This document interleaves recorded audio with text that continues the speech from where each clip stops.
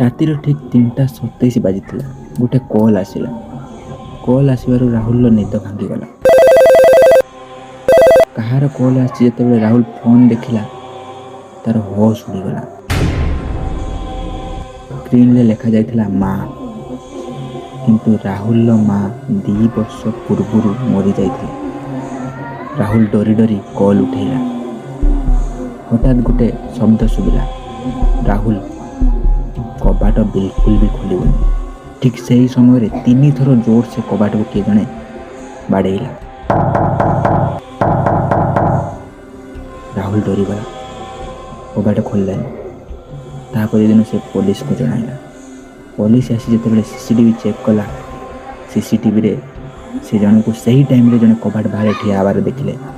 ହେଲେ ତାର ମୁହଁ ଦେଖାଯାଉନଥିଲା, କାରଣ ସେ କ୍ୟାମେରା ଆଡ଼ିକି ନେଇ ସିଧା କବାଟକୁ ଅନେଇକି ରାହୁଲକୁ ଅନଉଥିଲା।